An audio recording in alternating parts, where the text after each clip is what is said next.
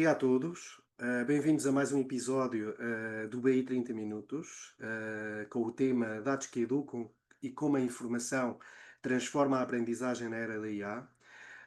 O BI 30 Minutos é uma iniciativa da APBI e que já hoje vai na 48ª edição, ou seja, já vamos no episódio 48 da mesma, e que pretende promover iniciativas e temáticas ligadas aos dados, de uma forma geral, não é? Ao Big Data, mas também ao Business Intelligence e agora com este advento também da inteligência artificial, porque a inteligência artificial precisa de dados, portanto também estamos aqui para levar a todos estas temáticas e também promovê-las no nosso país. E é esse o grande objetivo, um dos grandes objetivos que a APBI, entre outros, tem. E vai fazendo este tipo de iniciativas mensalmente. Hoje vamos ter como convidado o Filipe Martins, que é AI Leader da Skill Up Online, o qual agradeço desde já ter aceito o nosso convite para estar aqui também, para participar, para nos falar um bocadinho do que faz e daquilo que é o trabalho na Skill Up. Vamos ter a moderar este episódio a doutora Paula Moraes, que é professora e investigadora na Universidade Portugalense na área das tecnologias e sistemas de informação. Obrigado, Paula, também, bem-vinda. Só fazer aqui uma breve introdução. A SkillUp é uma plataforma de aprendizagem online que conta com mais de 250 colaboradores em todo o mundo. Está presente em 30 cidades entre a Índia, Portugal e Estados Unidos. A mesma já conta também com mais de 500 mil utilizadores registados. Vou dar aqui alguns números: mais de 5 mil horas de conteúdo e com 130 cursos de nível superior. O objetivo da plataforma é preencher as lacunas inerentes às competências tecnológicas, que todos sabemos serem bem evidentes na nossa sociedade, e que tem como grande missão capacitar os profissionais e organizações a se desenvolver utilizando as tecnologias emergentes. Portanto, será com certeza uma excelente oportunidade para podermos abordar um tema da maior importância, que será a capacitação de profissionais e empresas nas áreas tecnológicas, numa era em que a inteligência artificial está a ter impactos em todos os setores, como todos bem sabemos, não é?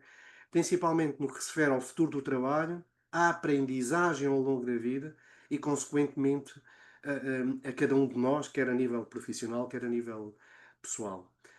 Obrigado pela vossa presença, Filipe, a Paula também que irá estar aqui a fazer esta moderação e depois também terei a oportunidade também de colocar alguma outra questão e no final faremos aqui um pequeno resumo desta nossa iniciativa, deste nosso episódio. Portanto, passo agora a palavra à Paula, que irá fazer esta moderação. Obrigado, Paula, o palco é teu. Olá, olá a todos. Olá Pedro, já nos vemos há uns tempitos, prazer Verdade. rever. Olá Filipe, que é um prazer conhecer, que ainda não nos tínhamos cruzado por aí.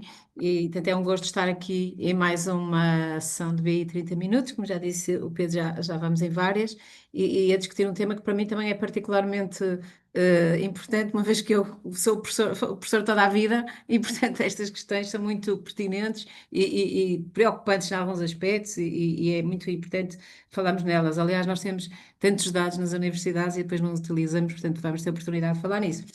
Mas antes de começarmos a falar aqui diretamente no tópico, eu pedi ao Filipe se nos contava um bocadinho do seu percurso, como é que chegou aqui agora a esta área, como é que está na empresa. Penso que foi evoluindo, tive digamos, a ver o seu perfil um bocadinho rápido, se pudesse partilhar, para nos conhecermos um bocadinho melhor.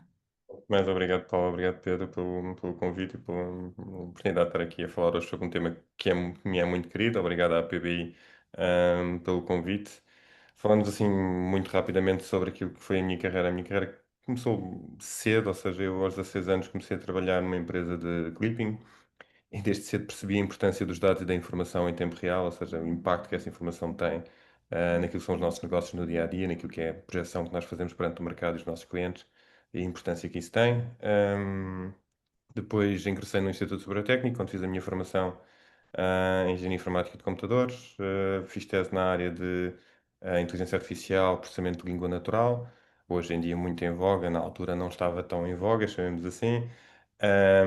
Numa área que hoje em dia, vulgos agentes, na altura chamavam sistemas de diálogo, sistemas francamente mais básicos, chamemos assim, face ao que temos hoje em dia.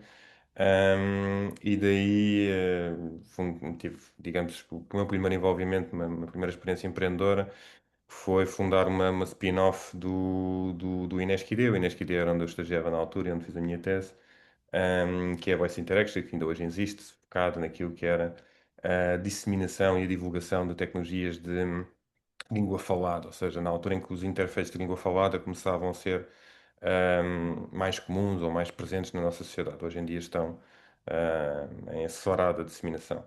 Depois, de repente, algumas sinergias, entrei no mercado das telecomunicações, naquilo que hoje é nós, nas áreas de CRM analítico, onde fiz alguns projetos nestas áreas muito focado naquilo que é as temáticas do Next Best Activity, Next Best Offer, do ponto de vista de cross-selling, upselling de produtos e serviços, mas também em áreas de audiometria, ou seja, conseguir perceber de que forma os clientes consumiam conteúdos, a que horas, com que padrões, etc, etc, de alguma forma tirar partido desta informação para conseguir comunicar melhor e mais efetivamente, ou seja, e essa comunicação obviamente tem um valor acrescentado naquilo que são os target rating points, que hoje em dia são muito conhecidos. Sai das telecomunicações para uma área que estava a começar a crescer, que era a crescer, digamos, estava a deixar, ou seja, nós hoje, ainda hoje referimos estas áreas como as áreas de utilities, entrei na EDP, mas era uma área que na altura começava a precisar muito mais de sistemas, ou seja, a EDP, quando eu me juntei à EDP, junto para uma área que eu não sabia sequer que existia na EDP, que era a área de trading. Hoje em dia o trading de energia é uma coisa perfeitamente comum. Na altura era algo que estava a começar no MIBEL, na Península Ibérica, e decorrente disso estive envolvido num conjunto de projetos de data warehousing, ou seja, um bocadinho de forma que nós estruturamos informação que gradualmente era mais e mais em tempo real e que era fundamental à tomada de decisões, nomeadamente coisas tão simples como que ofertas é que eu faço em mercado, que energia é que eu tenho para vender hoje, onde e o que é que os meus clientes vão precisar de comprar. Pronto. E fiz um conjunto de projetos que envolviam desde aquilo que era a comercialização grossista dessa energia, até aquilo que era, digamos, as smart grids e a monitorização em tempo real daquilo que é a energia que todos nós consumimos nas nossas casas. Saio da EDP e salto para uma área que também ainda é hoje muito querida, ou seja, a saúde. A saúde é uma área que está muito em voga hoje em dia, não se calhar pelos melhores temas, chamemos assim. Eu vou tentar contornar aqui algumas polémicas, mas é uma área que precisamos urgentemente e tem sido feito um conjunto de investimentos nesse sentido, de melhores sistemas, de melhor informação, de melhores dados. E é fundamental porque a par, se calhar, com a educação, é das áreas mais críticas, e que mais têm a beneficiar, com informação em tempo real, e informação credível, e informação de suporte à decisão, neste caso, suporte à decisão dos médicos que estão a fazer diagnóstico clínico e, de alguma forma, têm que garantir que fazem o melhor diagnóstico face àquilo que é a melhor informação que têm naquele momento. Colaborei nesta altura com a CUF e o Grupo Nacional de Saúde, onde desenvolvemos aquilo que nós chamamos uma plataforma de contacto com o cliente, ou seja, que de alguma forma conseguir disseminar e recolher junto dos clientes aquilo que é o seu perfil de consumos, consultas, divulgação de exames, comunicação ativa, etc, etc. Saio da saúde e entro na educação, por acreditar, ou seja, eu gosto destas áreas estruturais, ou seja, de uma forma que tenha um sentido, gosto de acreditar que tenha um sentido de propósito grande, e a educação é outra daquelas áreas que hoje está em acelerada transformação neste momento. A forma como os nossos jovens, nossas crianças consomem conteúdos e aprendem hoje em dia é radicalmente diferente.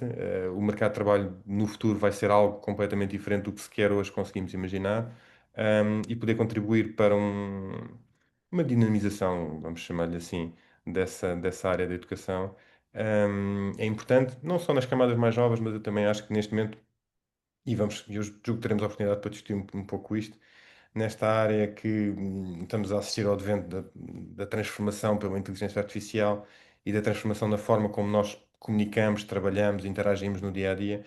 Eu julgo que vai haver uma necessidade muito grande daquilo que nós chamamos o reskilling ou skilling, numa ótica de algumas destas profissões que nós hoje em dia temos e que de alguma forma são repetitivas e vão ser em parte substituídas por algumas destas tecnologias, como é que nós podemos tirar partido desse talento e formar esse talento para que possa ter um novo propósito à luz de um novo mercado de trabalho. Pronto, e assim, muito rapidamente, é este o meu percurso. Passo-vos agora a palavra. Sim, obrigado, Filipe. De facto, o seu percurso é muito rico e muito diverso, o que também é bom, porque ganha diferentes perspectivas. E chegamos então agora aqui à parte da educação, como eu disse, foi, digamos, a minha área de trabalho desde sempre. E, de facto, o que eu noto é que em muitas instituições que vou conhecendo, na perspectiva, eu se calhar dividia aqui, falávamos nos dados e na inteligência artificial. Vejo isto um bocadinho dois temas um bocadinho diferentes aqui, claro que depois que se vão cruzar, tem que ser.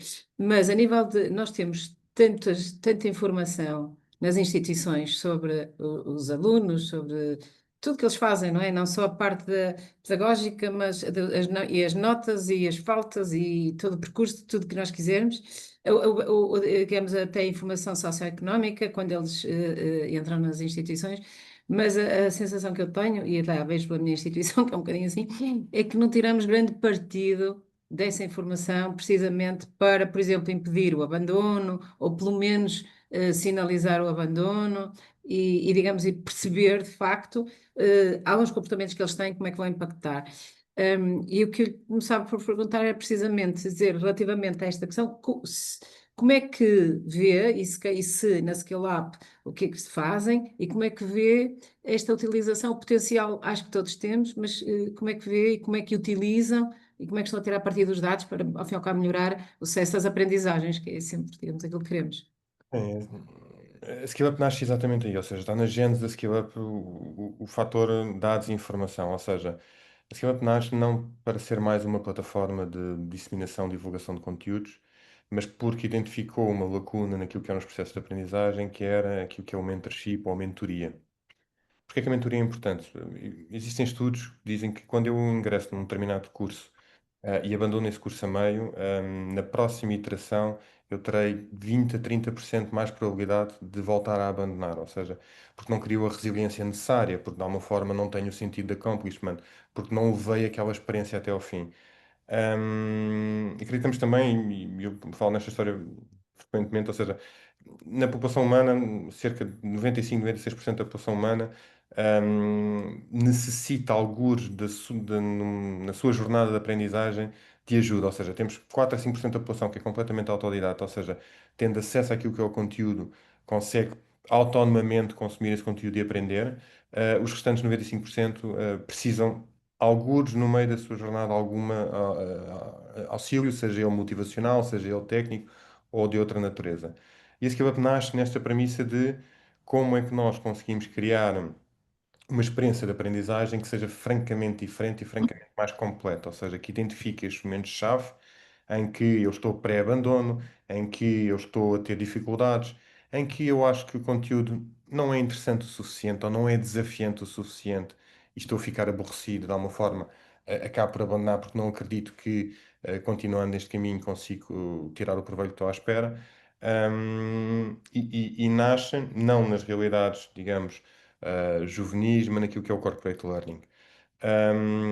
Nós orgulhamos muito naquilo que são as nossas, falamos muitas vezes das nossas completion rates, ou seja, esta área da aprendizagem, e especialmente a aprendizagem online assíncrona ou self-paced, como costumamos dizer, ou seja, em que o aluno aprende autonomamente, tem baixas taxas de completion, ou seja, andamos sempre na casa dos 7 a 8% de taxa de completude dos cursos, ok, que é muito, muito baixo.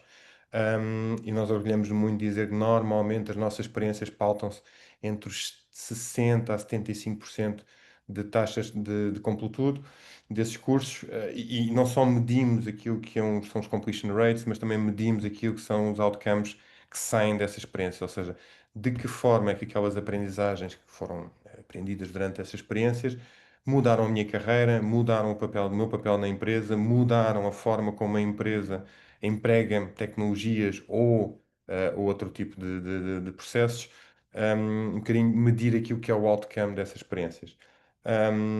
Isto obviamente faz com muito trabalho, com muitos dashboards, com muitos dados, mas também com pessoas, ou seja, de alguma forma, pessoas que olham para este dashboard e para esta informação e atuam nos momentos-chave. Ou seja, não achamos de todo que o fator humano não é necessário aqui. Claro que é e é importante, porque o fator empático, todos nós somos humanos, temos os nossos desejos, temos as nossas dúvidas, temos as nossas inseguranças e o fator humano é importante. Agora, sem a informação certa no momento certo, acabamos muitas vezes por não intervir no momento certo e não intervir no momento certo faz com que um aluno vá abandonar aquele curso que vai comprometer aquilo que são as suas jornadas futuras. Por isso achamos que é muito, muito importante intervir nos momentos certos, usar a informação que temos para intervir nos momentos certos. Obrigada. Isto leva-me aqui a pensar uma coisa. Portanto, digamos, a SkillUp é uma plataforma totalmente online, não é? E, portanto, os cursos são totalmente online e assíncronos, como disse, não é? Dois tipos de cursos. Ou seja, bom, na prática, fazemos cursos que são completamente assíncronos, chamamos assim. Temos cursos que são os instructional-led, ou seja, são liderados por um instructional ou por um professor que, de alguma forma, lidera esse curso. E temos modelos blended que, de alguma forma, permitem a alunos ter momentos síncronos em que esclarecem dúvidas, em que exploram aspectos Claro. adicionais e que são desafiados a explorar outras vertentes. E momentos assíncronos em que eu, autonomamente, nos meus tempos livres, ou naquilo que são os tempos que eu reservei para a aprendizagem, vou aprendendo o conteúdo. Uhum. Este facto, pronto, de ser uma aprendizagem completamente online, eu penso que facilita um bocadinho a questão dos dados, não é? Porque nós deixamos logo toda ali a pegada, a nossa pegada digital em tudo que fazemos. Estou a fazer a comparação com o ensino tradicional, em que não temos essa possibilidade, não é? E para nós percebermos um bocadinho melhor, porque falou aí num ponto que eu acho que é muito importante, e que falou que é a questão da desmotivação, etc. E que se têm e que tipo de dados é que ao fim e ao cabo recolhem para poderem, por exemplo, prever que aquela pessoa que não vai ter sucesso, ou ao contrário, se calhar, quais são os dados que são fundamentais para garantirem que tem tanto sucesso. Nós monitorizamos muita coisa, ou seja, desde logo aquilo que são os dados primordiais, ou seja, de que forma é que eu estou a consumir os meus conteúdos, que tempo é que eu levo a consumir os meus conteúdos, coisas como em que momento de um determinado vídeo eu pausei o vídeo e voltei a restabelecer esse vídeo, quais são as participações que eu tenho nos fóruns de discussão, qual é o nível de interação que eu tenho, quais são as notas que eu tenho nos meus exames, que tempo levei a fazer esses exames, ou seja, tudo isto são métricas que nós recolhemos e que de alguma forma depois criamos derivadas e segundas derivadas em cima desses dados. Ou seja, eu consegui perceber qual é o ritmo de consumo de conteúdos que um determinado aluno tem. Eu consegui perceber que quando o ritmo do aluno baixou numa semana e eu, de alguma forma, não estou envolvido nos fóruns de discussão, eu tenho uma probabilidade de cerca de 20% de falhar aquele curso, porque eu estou, de alguma forma, a entrar num movimento descendente, ou seja, estou a perder interesse e momento naquilo que é a minha aprendizagem. Também não tenho um catalisador do ponto de vista de um fórum de discussão em que eu estou a discutir com os meus pares uma determinada temática, ou seja, se eu não intervir nesta altura, por exemplo, eu provavelmente este aluno vai abandonar dentro de 1 ou 2 semanas. Ou seja, recolher esta informação toda é aquilo que é a base, do que nós fazemos, destas experiências de aprendizagem. Obviamente, isto é usado não só para medir e para antecipar aquilo que é, o meu envolvimento com o processo de aprendizagem, mas também é usado para perceber qual é a efetividade dos conteúdos que estamos a distribuir e de forma é que devemos personalizar e adequar esses conteúdos a diferentes perfis de aprendizagem, chamamos assim. Uhum. E, portanto, e os dados que você falou, e digamos, os responsáveis, não é? Presumo que haja algum responsável pelos cursos, têm, digamos, alertas, recebem alertas para poderem atuar com ou há alguém, digamos, algum gestor que faça, digamos, esse controle, ou como é que é o processo com os professores. Portanto, é uma parte para eles serem professores responsáveis, não é? E qual é o seu papel, entre aspas, também já agora, como líder, não sei, aí na empresa? Sim. Então, do ponto de vista do curso, depende muito daquilo que é o formato do curso. Ou seja, nós temos cursos pequenos, que são cursos de 10 horas, 15 horas, ou seja, que de alguma forma são pequenas aprendizagens mais focadas, que obviamente quem entra num curso deste tipo procura um determinado tipo de aprendizagem, ou seja, algo mais condensado, mais curto, mais direcionado a uma determinada área. E temos programas como o nosso TechMaster, que cobre, é um programa de 2 anos que cobre um conjunto de valências, quer seja naquilo que é as áreas de Data Engineering, quer seja naquilo que são as áreas de Inteligência Artificial. Obviamente requerem perfis diferentes, ou seja, um curso self-paced fundamentalmente tem uma equipa de mentores que acompanha regularmente aquilo que são os alertas que vamos tendo dos vários alunos, ok? Mas tem um período de intervenção muito mais curto, ou seja, um curso de 10 a 15 horas tendencialmente é Claro. algo, mês, mês e meio, ou seja, tem um período de intervenção mais curto. Um, um Tech Master, que é um programa que leva 2 anos, tem que ter um nível diferente de acompanhamento, tem múltiplas disciplinas ou áreas de aprendizagem, sendo assim. Tem um mentor normalmente assignado a cada um dos alunos e esse mentor não interage diretamente com aquilo que são os instrutores, numa ótica de perceber, ou seja, não só de tentar acompanhar o aluno naquilo que é o seu percurso, mas também trazer feedback desse aluno para o professor. Não só feedback estruturado através dos dados, mas também feedback não estruturado através de conversas diretas com esses alunos. Pronto. Isto é fundamentalmente um modelo que nós temos Modelo. passado a data de hoje e fazemos isto não só online, mas também para empresas. Ou seja, muitas vezes somos abordados por grandes entidades que querem fazer, grandes e pequenas entidades, querem fazer os seus programas de formação, ou seja, têm dificuldades em conseguir que os seus alunos executem aquilo que são os programas formativos, ou seja, eles até fazem deploy, entregam programas formativos dentro da empresa, mas depois não conseguem ter do lado dos alunos e dos seus colaboradores aquilo que é o empenhamento, o empenho que é necessário para executar esses conteúdos. E nós acompanhamos muitas vezes as atividades e fazemos desde pequenas empresas até governos. Por exemplo, temos um Uhum. projeto por exemplo, grande na Índia, onde estamos a fazer formação de inteligência artificial e cibersegurança, patrocinado pela Microsoft, numa ótica de cobrir aquilo que é o subsetor Estado, desde o Parlamento até aos burocratas. Em que montámos isto numa ótica quase que por diferentes camadas, em que à medida que eu completo o nível 1, eu posso aceder ao nível 2 e por aí fora. Sim. Quase uma jornada com alto Uhum. nível de gamificação. Pronto. Tentando responder à segunda questão e pegando agora aqui na Só uma coisa antes de responder à segunda questão do período. Nós temos aqui a perspectiva do estudo, digamos, do ensino-aprendizagem, digamos, com o aluno. O aluno também recebe alertas, quer dizer, Recebe alerta, é exatamente. portanto, Mu- Muitas vezes neste curso Self-Paced, a alarmística é feita diretamente com o aluno, ou seja, como são cursos de os dados também são muito usados exato, para sensibilizar o aluno. para automatizar todos esses processos de alerta do aluno e tentar puxá-lo de alguma forma de volta para aquilo que é o seu ciclo de aprendizagem, digamos assim. Sim, ótimo, ótimo. Uhum. Pronto. Agora podemos passar, digamos, ao seu papel. Bom papel. Eu tenho como AI líder, ou seja, eu supervisiono e de alguma forma hum, puxo aquilo, ou empurro aquilo, entre aspas, aquilo que são as iniciativas de AI no grupo Skill Up. Ou seja, e o que é que isto quer dizer? Ou seja, desde há 2 anos para cá que a Skill Up tem vindo a investir em Portugal com uma geografia onde montou aquilo que nós chamamos o AI Hub, ou seja, temos 10 engenheiros entre AI Engineers e Data Engineers em Portugal, que estão focados em construir aquilo que são os suítes de produtos internos da própria Skill Up, ou seja, muito ligado a algumas destas áreas que nós temos vindo aqui a falar, de percepcionar, criar insights à volta destes dados e de alguma forma produzir toda a área de automação necessária para criar estes mecanismos de alarmística e de informação daquilo que são os mentores, mas também os alunos. Mas também temos vindo a trabalhar naquilo que são agentes que nós caracterizamos como mentores ou tutores, que de alguma forma tentam criar algum automatismo nestes programas de mentorship e tentam retirar insights a partir dos mesmos dados, fornecendo-os diretamente, muitas vezes, aos alunos, ok? Ou seja, os vulgos tutores ou mentores através da AI. Pronto, essa é uma das áreas que tem vindo a ser trabalhada nesta equipa. Outra das áreas tem a ver muito com o tema da personalização dos conteúdos, ou seja, a história do one size fits all já não funciona, ou seja, hoje em dia temos ferramentas para ir mais além, conseguimos personalizar os conteúdos àquilo que são a forma de aprender De dos cada um. alunos, da sua realidade, do seu contexto, com alguns exemplos práticos no seu local de trabalho, e temos vindo a explorar isso.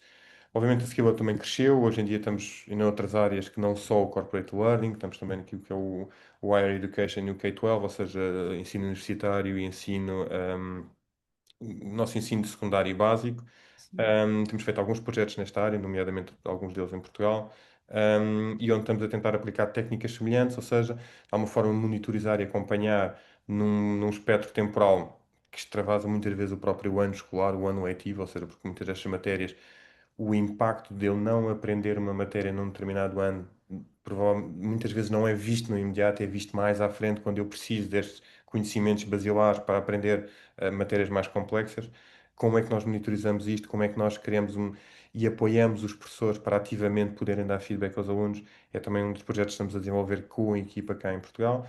E eu supervisiono e giro essa equipa, ou seja, tive na gênese da criação desse hub em Portugal e neste momento supervisiono esse hub. Para além disto, temos um Desculpe só, eu acho esse projeto muito interessante, não é? E que tipo de dados e aí que tipo de dados é que recolhem e como é que tratam os dados? Isso é mais. Estamos a trabalhar numa dupla vertente, ou seja, por um lado temos aquilo que são as aprendizagens em sala de aula, físicas, chamamos assim. Estamos a criar ferramentas para suportar aquilo que são as aprendizagens em sala de aula através de recursos digitais. Recursos digitais ou Uhum. atividades interativas que possam ser feitas e enquadradas naquilo que é o ambiente de sala de aula. E decorrente destas atividades em sala de aula, monitorizamos, e recolhemos essa informação, ou seja, conseguimos ter um bocadinho mais de informação sobre o que se passa dentro da sala de aula. Mas Depois, tipo, desculpe interrompê-lo, usando através, mas os alunos usam LMS, tem que ser tudo com ferramentas digitais que estão a usar dentro da sala de aula. Certo. Uhum. obviamente, cruzamos esta informação com aquilo que acontece no mundo físico, ou seja, as minhas presenças, que aulas é que eu tive, que disciplinas é que eu tenho, que notas é que eu tenho. Uhum. Obviamente que o desafio é maior, ou seja, e é maior, não querendo entrar em grandes polémicas, mas a qualidade dos dados muitas vezes é difícil, ou seja, Sim, em sim, escolas sim. onde eu consigo ter as presenças e consigo ter as notas e consigo ter esta informação de forma atempada para cruzar a informação que eu tenho na OMS e ter aqui uma visão mais rica. Existem escolas onde é mais difícil ter acesso a esta informação ou que a informação, quando aparece, já não é tão rica porque já estamos a reagir e não a agir em antecipação. Pronto. As mesmas ferramentas que estamos a disponibilizar para a sala de aula, disponibilizamos também para o aluno uma ótica de o aluno poder fazer uma autoaprendizagem, um autoestudo em casa, e por essa via não só estimular aquilo que foi dado dentro da sala de aula, como dar acesso a outro tipo de conteúdos, quer sejam conteúdos diferentes ou conteúdos mais avançados sobre aquilo que eu estou a aprender. Uhum. Dentro dessa vertente, tendencialmente trabalhamos três grandes componentes, ou seja, por um lado, ou temos vindo a trabalhar três grandes componentes, por um lado, tudo o que tem a ver com motores de recomendação, ou seja, o que é que eu devo recomendar a este aluno, numa ótica de personalização. Ainda não Uhum. estamos, ou pelo menos ainda não temos nenhum cenário produtivo onde estamos a adaptar o conteúdo ao aluno, mas já lhe estamos a recomendar conteúdos que achamos que vai de encontro àquilo que são as suas preferências. Quer seja porque o aluno se sente desmotivado por estar a aprender temas muito fáceis, quer seja porque está a ter dificuldade em frações e então temos de trabalhar um bocadinho mais esta matéria, senão Uhum. vamos conseguir abarcar outra, por aí fora. E obviamente medimos tudo o que são estes consumos dentro do LMS, ou seja, com conteúdos digitais, tudo o que são os próprios. Cada conteúdo, em teoria, vem acompanhado daquilo que é uma exit question, ou seja, eu consegui medir estas exit questions, consegui perceber a aprendizagem, consegui perceber que o aluno tem um nível de acompanhamento de conteúdo X e que na semana seguinte é mais alto ou é mais baixo, etc. Isto tudo correlacionamos esta informação e tentamos categorizar aquilo que é a aprendizagem do aluno face àquilo que é o desempenho expectável, chamemos assim, face àquela matéria, àquela disciplina. Com base nisto, temos um conjunto de eventos da correlação desta informação que visa dotar o professor, ou seja, o feedback aqui, à luz daquilo que é o AIEC, não pode ser dado diretamente ao aluno, ou seja, o aluno, sendo menor, está dentro daquilo que é a população de alto risco. Os sistemas de educação são sistemas de alto risco porque intervêm naquilo que é a educação das nossas camadas mais jovens, chamamos assim. Logo, esse feedback tem que ter sempre, e é importante que tenha, até devido ao fator humano, aquilo que nós chamamos o human in the loop, ou seja, o humano que recebe essa informação e de alguma forma é ele que a transmite. Agora, apoiar o humano, e que o humano é o professor, na forma como deve dar o feedback, que esse feedback deve ser baseado em evidências, ou seja, eu estou a Uhum. porque vi isto e aquilo, e de alguma forma correlacionando esta informação eu cheguei a esta conclusão. Mas também que esse feedback seja acionável, ou seja, que eu consiga delinear e sugerir ao professor um, dois, três caminhos, o que nós chamamos de learning paths, os caminhos de aprendizagem, que possam ajudar o aluno a recuperar ou a estar mais motivado ou a ir um bocadinho mais além na sua jornada, e o professor depois escolhe ou altera estes learning paths e sugere ao aluno ou ao encarregado de educação, depende daquilo que são os ciclos. São áreas onde nós estamos a trabalhar atualmente, esta informação. Agora, Uhum. nada disto é possível se não tivermos informação, se não tivermos dados. E se os Claro. dados não tiverem a qualidade, mínima que nós precisamos para correlacionar e derivar este tipo de informação. Não é? E tem alguns, já agora estamos, esta história de recolher os dados dos alunos, ainda para mais dos dados dos alunos, não é? Às vezes é muito sensível. E a questão, não é? Acho que há implementações que algumas instituições fizeram do RGPD que são completamente draconianas, que não dá para saber nada de nada dos alunos. Tem tido problemas com essa questão, quer dizer, as instituições onde estão a trabalhar são receptivas, essa questão que problemas é que têm, ou questões éticas é que salvaguardam, precisamente sobre os dados que recolhem. Nesta fase, nós estamos a trabalhar naquilo que é a parte fácil, chamemos assim, ou seja, as instituições que nos abordam tendencialmente são instituições que têm uma abertura grande para Abertas. estas áreas, conseguem perceber a vantagem de aplicar este tipo de tecnologias e, como tal, é mais fácil trabalhar. Todos nós Uhum. sabemos que o RGPD e aquilo que é o AI Act, que vai entrar Sim, em vigor este ano, de uma forma ainda simplista, e para o ano vamos ver se vai ser aplicado, mas aparentemente até indicações em contrário será aplicado, terá uma vai complicar. vai complicar sem dúvida alguma. Agora, isto é sempre os dois lados de uma moeda, ou seja, eh, A tecnologia é sempre boa e má, tem sempre duas versões também. eu julgo que sim, e a própria regulação também, ou seja, a regulação Sim, existe para proteger os cidadãos, que de alguma forma têm diferentes níveis de literacia sobre as coisas que nós estamos aqui a falar. Obviamente, quando estamos a falar no meio empresarial, esta regulação muitas vezes cria entraves e cria dificuldade à adoção das tecnologias, ok? O que não quer dizer que ela não deve existir. Ela deve existir e deve haver aqui uma ponderação de alguma forma e um balanceamento entre aquilo que é a proteção dos cidadãos e o direito à sua privacidade, mas aquilo também o que é a aplicação de novas tecnologias e a vantagem que a aplicação das novas tecnologias tem para o processo de aprendizagem, que é o que estamos sim, a. sim, Por isso, nesta fase, estamos a trabalhar com entidades que têm uma abertura grande para este tipo de temáticas e que procuram ativamente e que percebem e querem tirar partido da vantagem. À medida que formos escalando, imagino que vamos ter desafios de outra natureza, ou seja, maior heterogeneidade, Uhum. entidades que têm menos abertura para este tipo de situações, entidades que têm contextos socioeconómicos diferentes, então, por tal, mais dificuldade em ter acesso às tecnologias e o tema da igualdade no acesso a este tipo de tecnologia Sim. e à educação é também um tema importante. Ou seja, espera-se maior. Relativamente a esse tema, o que é que pensa relativamente se até no caso em especial agora não é da inteligência artificial e a questão da desigualdade ou até, por exemplo, no caso dos alunos com necessidades especiais, até que ponto poderá ser integrador? Eu acho que é extremamente integrador. Eu defendo que a inteligência artificial em particular tem um papel de democratizar o acesso a um conjunto de experiências que até agora estavam restritas a segmentos da sociedade. E acho que, obviamente, há sempre um lado bom e um lado mau neste tipo de áreas, mas acho que tem um papel inclusivo, ou seja, o introduzir a inteligência artificial nos processos de aprendizagem vai tornar a educação mais inclusiva, vai aumentar a equidade no acesso à inteligência, no acesso à qualidade, à educação de qualidade. E acho que, em particular, no tema da inclusão, chamamos assim, hoje em dia este termo está Está banalizado. mas vamos usá-lo, ou seja, naquilo que são as necessidades especiais de educação, ou seja, hoje em dia o que se diz é que todos nós temos necessidades especiais de educação, Uhum, é uhum, uma vertente válida, mas eu pelo menos conseguir adequar aquilo que é o processo de aprendizagem àquilo que são as minhas necessidades particulares, numa ótica de personalização quase, acho que vai tornar todo o processo de ensino muito mais inclusivo e muito mais acessível a todos. uhum. Filipe, Voltando só ainda à questão dos dados, que é o nosso tema aqui fundamental, e por aí, portanto, os dados que recolhem, portanto, certamente que ajudam também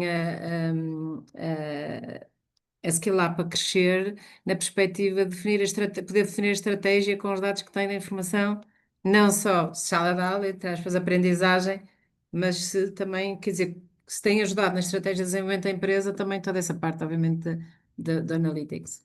Tem, ou seja, tem desde logo, e eu acho que ajudam em geral aquilo que são os processos de aprendizagem, os processos de ensino, mas tem no sentido em que nós conseguimos perceber a efetividade da nossa oferta, perceber onde é que devemos ter mais oferta, onde é que os alunos, quando entram num determinado programa avançado, trazem lacunas de conhecimento, que é um pré-requisito, ou seja, de alguma forma eu entrei num programa avançado, mas eu não domino duas ou três áreas. De que forma é que eu devo cobrir essas áreas? Quais são as lacunas principais? E depois conseguimos ter uma visão de diferentes níveis, ou seja, de quadros séniores de empresas, recém-licenciados, universitários, ou seja, começar a ter uma visão e um mapa de onde é que estão Hum, as de lacunas da perfis. De aprendizagem. perfis, certo, Filipe? E Desculpa. perfis e onde é que o Perfis. processo falhou algures, ou E se onde é que. falhou e onde é que falhou Exato. algures no caminho. Tendo esses perfis, Correto.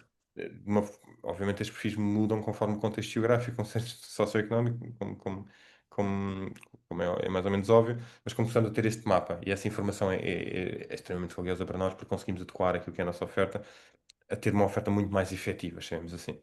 Uhum, uhum. Pedro, não sei se já estamos a passar muito nosso tempo, se Sim, acho que já. queres fazer. Eu tinha aqui, tinha uma É- questão aqui mais final. Eu não sei se ainda tens alguma questão que Sim, querias colocar. só Só uma que é uma, assim. pronto. Eu não Então, sei se força. é tu ou não, só uma e depois passo a ti. Se, Sim, ok, como é ok. que prevê a sala de aula, isto aí, que é a inteligência artificial Boa daqui questão. a uns tempos? Ou seja, eu No acho que futuro.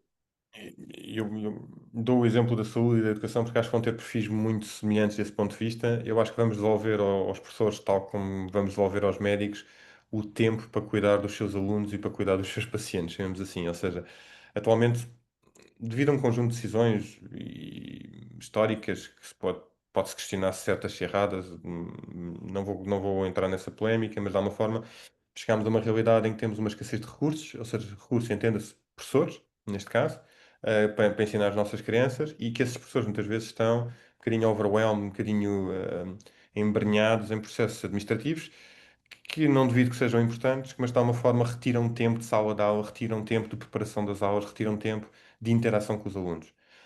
Eu acho que daqui a 10 anos eu espero e acredito profundamente, vamos ter uma realidade completamente diferente, ou seja, vamos, entre aspas, substituir o professor como o canal de distribuição de conteúdos, ou seja, que é um canal que tendencialmente não tem esse valor todo, ou seja, o professor devia ter um papel muito mais de estimular a criatividade, muito mais de explorar aspectos adicionais, muito mais de perceber o lado humano dos seus alunos e as diferentes subtilezas na forma deles aprender e como é que eu consigo estimular estas mentes criativas, chamemos assim, a irem mais além e muito menos num papel de entrega quase que muitas vezes em massa de conteúdos.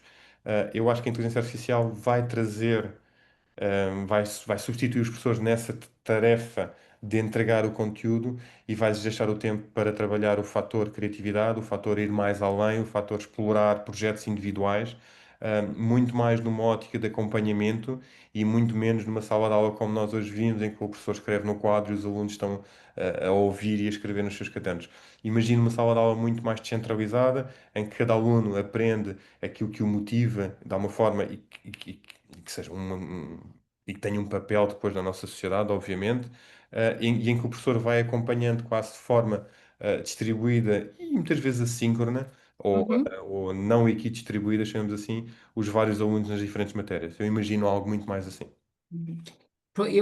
Eu também eu percebo e acho que isso seria, digamos, o ideal da minha experiência e pelo que eu falo com muitos colegas de outras instituições é que acho que temos aqui um problema que é preciso resolver desde as camadas mais cedo, que é precisamente a capacidade de espírito crítico, resolução de problemas, que é fundamental e aí acho que o nosso ensino básico, desde básico e secundário, que falha completamente, porque se os alunos são preparados para repetição e para os exames e não para aprender.